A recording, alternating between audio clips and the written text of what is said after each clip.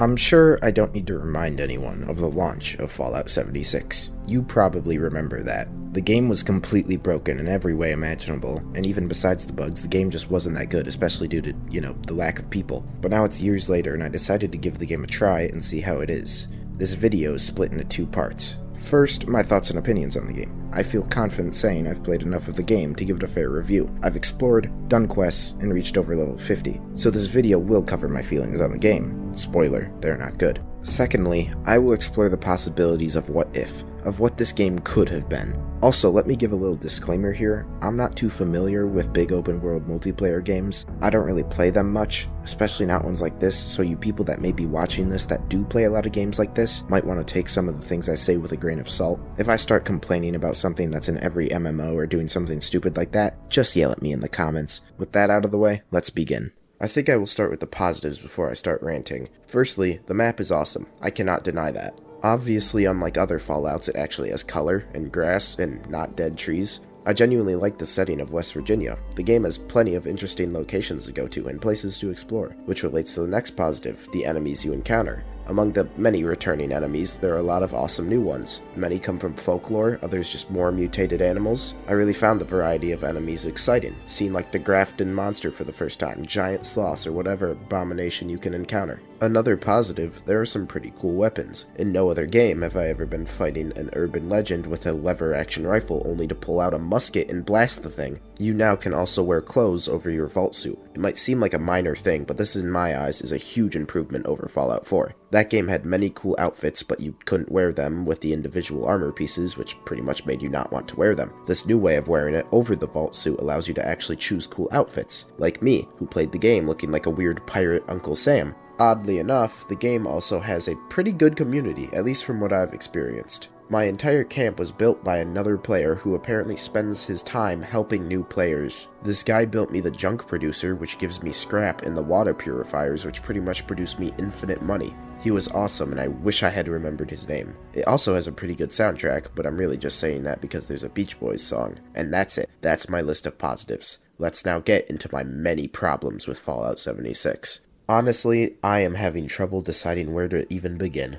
Let's start with the basics. I hate this perk system. I can't stand it. Say what you will about the Fallout 4 perk system, at least it isn't this. Again, I'm not too familiar with MMOs, so it took me by surprise when I was forced to go into a very specific build. And if you don't plan it out beforehand, you might be screwed because there's a level cap that once you reach it, it stops giving you room for more perk cards. So if you messed up your initial leveling up, you now have to respec, one level at a time. Another thing, why do I have to go into a very specific type of gun? I personally did non-automatic rifles, but the game doing this just kinda makes it so that I shouldn't use all the other cool weapons in the game. You have a limited amount of perk cards and should only really bother upgrading one specific type of gun so you don't waste your perk cards. Bethesda, the skill system from 3 and New Vegas was fine. I could just put points into all guns, and then I still had a large amount of options for combat. But now, in 76, I shouldn't use any other type of gun because it wouldn't be as effective. I don't enjoy being pushed away from other cool stuff. Like, it's fine by if going into guns I get less effective energy weapons. It narrows down my build, but leaving it broad enough to still have fun. But now, it is narrowed down to specific gun types, which makes combat boring. And this brings me to my next issue, the guns.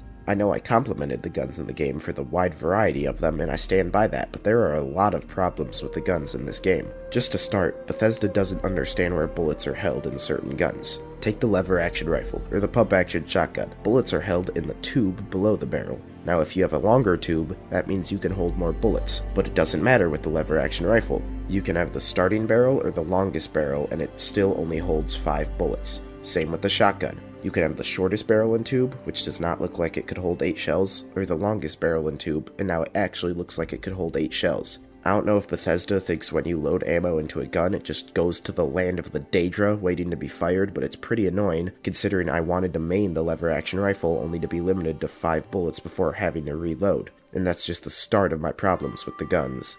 About every 5 to 10 levels, you're gonna have to scrap the weapon you're using and make a new one to match your level. Doing this increases the stats on the gun. Otherwise, you'll have an underpowered weapon that's less effective because your enemies level up with you. I hope you have enough scrap because you needed to build the guns, and repair your armor. This game has the most annoying durability for items I have ever dealt with. In order to modify your weapons, you have to scrap that weapon to unlock modifications for it. So if you want to rely on a rare weapon, good luck unlocking mods for it, because it will be impossible to find replicas of that gun, and you won't be able to unlock modifications. And at the end of the day, why would you even want to put a bunch of scrap into modifying your weapons if you're just gonna have to scrap that gun and get another in 5 levels? Seriously, I would just leave most of my guns unmodified because I didn't have the scrap to waste upgrading it, because I had to rebuild my guns every 5 levels and repair them, and then repair all my armor, which I also have to rebuild after 5 levels. The repairing and durability in this game is infuriating. In Fallout 3 and New Vegas, you'd either just get the repair skill up and just repair 2 of the same things, or pay someone to do it for you. In 76, you have to scrap items, which doesn't give you enough scrap to repair your gear, then use your scrap to repair it, even though everything else in your inventory needs that scrap as well, or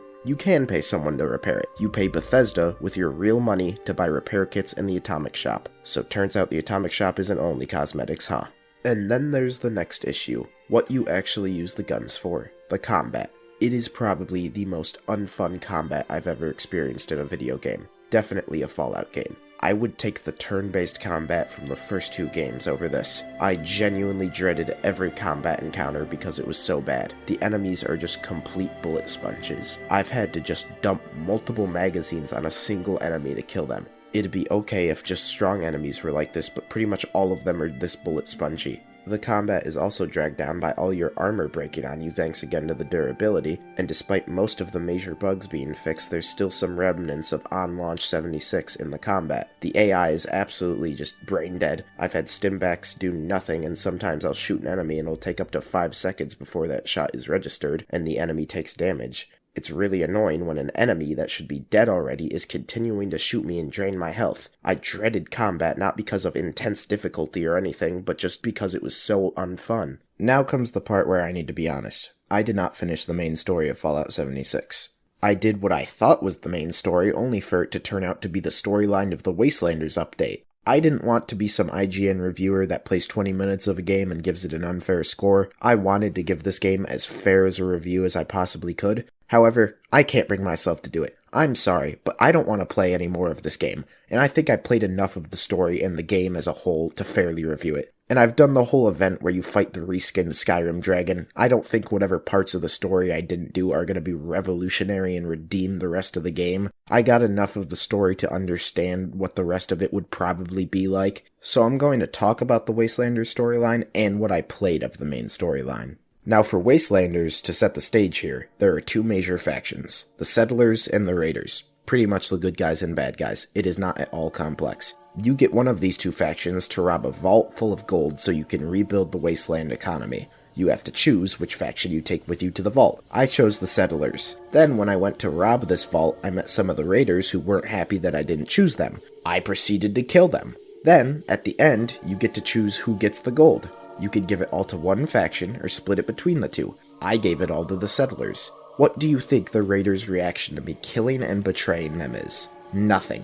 I, after killing some of them and not giving them any gold, can just waltz on into their camp all the way to the leader who knows I betrayed them, and nothing happens. Now go to a game like New Vegas. If I had done something like that to a faction, they would hate me and shoot me on sight. Now I know that 76 is not New Vegas. It isn't a single player RPG, it's an MMO. They are completely different games and they can't be the same. But still, nothing? Can't something happen? There are just no consequences to my actions? I can't even attack them. There are only a few human NPCs I have been able to shoot, and there are still no consequences to that.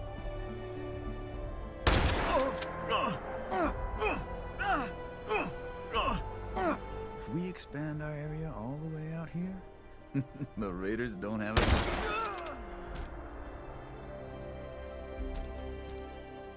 Now this whole faction problem is also apparent in what I played of the actual main story. Why am I forced to work with Rose? She is a raider. Why am I forced to work with raiders? Why can't I kill her? Why is she the most insufferable character I've ever seen in a Fallout game? She is so annoying and unfunny, I want to be able to shoot her so bad. She is one of the main reasons I stopped playing the main story. You can tell the devs think she's cool and funny when she's the most annoying character ever. In the story and world of Fallout 76, you are not going to find any great Fallout characters or any amazing Fallout side quests or even quests in general. The majority of quests are go here, do this, and fight the bullet sponges we placed there. You can tell the devs think combat is needed in every quest. At one point, I enrolled in the Overseer School. I was an official member in this school, but because combat is the only interesting gameplay Bethesda can think of, the robots that guard the school attack a student of the school. Really, you can't let me go one quest without combat. You can't think of any other innovative gameplay. Keep in mind, there were also a bunch of robots in the school not attacking me because they were important for the quest. So why is one half of the robots friendly and the other attempting to kill an official student of the school they are meant to guard? If the aggressive robots weren't there, that quest would have been great. Well, maybe not great, but I actually got to interact with NPCs, so that settles for great in this game. This is what I mean when I say you won't find any iconic Fallout quests in this game. You won't be able to defuse a hostile situation with words, talk your way through someplace, or do anything besides just fight those enemies in combat. Sure, occasionally you'll be able to use one of your special stats in dialogue, and yes, it'll probably lead to a better outcome, but that's on the rare occasion you actually find someone you can speak to. The majority of side quests won't have characters in it. You're not going to have a help this group of people, settle a dispute between these people, send these people to the moon. You're going to have a go here, maybe get this, shoot that, do something on this terminal. You won't have a use your skills to peacefully get past this obstacle. No, you're going to be forced to fight some bland enemies. Probably either robots, the Scorched, who are just raiders without any personality, or super mutants. This game takes place like 25 years after the bombs dropped. How are there super mutants? I know the existence of super mutants in the other Bethesda Fallout games is already questionable, seeing that they'll stretch any excuse as to why they're there, and Bethesda thinks all super mutants are dumb and hostile towards humans instead of just another intelligent life form, ones that are capable of being just as intelligent as humans, but I don't care what excuse there is now. No, there is no way another East Coast state just happened to have another strand of FEV. Anyway, enough of that rant, back on topic.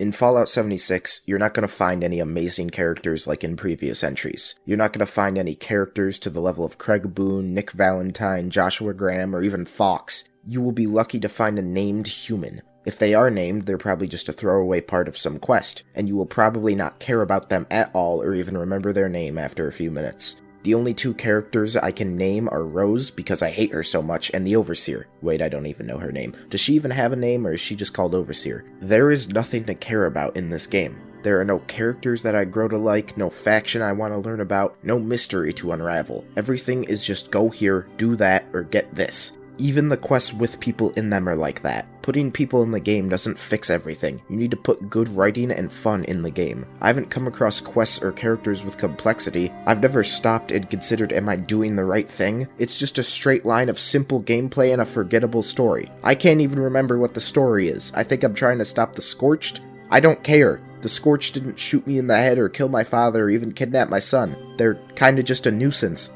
I've barely even mentioned all the stupid microtransactions, like the Atomic Shop in Fallout First, which if you don't have, locks you out of a bunch of stuff. I'm aware that a lot of that probably isn't the developer's decision, instead like the publishers or whatever higher-ups deciding to squeeze as much money out as possible, but I couldn't talk about this game without mentioning that garbage. And on top of all the problems I just listed, I still can't get this game to run above like 30 frames max. Why is the performance so bad? This game has defeated me. I don't want to finish the story. I don't want to play any more of it. It was painful just to record the gameplay footage you were watching. And don't do the whole, you're meant to play it with friends, it's fun with friends. Firstly, you could apply that to pretty much everything. Secondly, the game being more fun with friends does not wash the game of all problems. Thirdly, I could not convince anyone to buy this game, but I did buy it, so I guess I'm the loser here. I'm actually the mega loser here because I bought the Steel Dawn Deluxe Edition, which pretty much gave me nothing. It gave me a backpack, a Brotherhood of Steel backpack. Actually, not a backpack, a skin for a backpack that I still have to craft and you also have to upgrade every 10 levels. Listen, I want to clarify, I did not go into this game wanting it to be bad. I never wanted this game to be bad. I know this game has been absolutely torn apart previously, and I didn't make this video just to jump on the bandwagon. I went into this game trying to give it an optimistic view. I did not play this game so I could make a video calling it bad and make fun of it. Fallout is my favorite game series. I want all the games to be good. I don't want them to be bad. I at least want to be able to see the good in them, and I tried to see the good in this, but I can't. After over 50 hours of playing this game, I can't say many good things about it. But imagine if this game wasn't like this. Imagine how it could have turned out. Now, I'd like to discuss what Fallout 76 could have been. To be honest, I don't think an MMO is the correct way to go for a multiplayer Fallout. Correct me if I'm wrong here, I don't think anyone wanted an MMO Fallout. We want a multiplayer Fallout, sure. but not an MMO. I think it being an MMO limits how much the player can affect the world, and I feel you lose the sense that anything you're doing matters. Also, besides the rare occasion like the guy who built me my base, you don't really interact with others. Sure, you'll team up to do a daily op or event, but that's just through the menu. You aren't meeting people in the world and talking to each other, and I have not seen anyone bother with the PvP in this game. It's not the best multiplayer game. If the server were to be empty besides me, I wouldn't notice the difference than if it were full. I think the best way to make a multiplayer Fallout is optional co-op. You could play it single player, like every other Fallout game, but if you felt like it, you could invite some buddies to explore the world together. And together, as a small group of people, you could experience a good story with an interesting world full of fun side quests. Which this formula would work on this map. This map has a ton of cool places that you could put some awesome side quests at. So just take Appalachia, write a compelling story, and put good characters in it. Yeah, maybe easier said than done, but hey, Bethesda's owned by Microsoft now. Maybe they could get help from Obsidian. Or you could just let them make another Fallout game, that's perfectly fine with me. But jokes aside, this map they've created had potential. What it could have used are factions. No, not the basic settlers and raiders. They're boring. Obviously the game should have raiders, and you should have just completely removed the Scorched because they're all so boring. Maybe you could have had some raider groups that you can interact with, but probably not a major faction. Also, bold take here, but the Brotherhood of Steel doesn't need to be in every Fallout game. Especially not one taking place on the eastern side of the country only 25 years after the bombs fell. I don't care what shocking new lore Bethesda wrote for this game, there is no possible way the Brotherhood is here this soon. They are still in California at this point. When it comes to these completely theoretical new factions, they should actually have complexity. Remember the Minutemen from Fallout 4? Remember how they were pretty much a perfect faction with no flaws whatsoever? Yeah, don't do that. These theoretical factions have got to have something more complex. For an example, look at the NCR in New Vegas. Pretty similar to the Minutemen at a first glance. They spread out and appear to be helping people, but they are actually forcing people to be with them.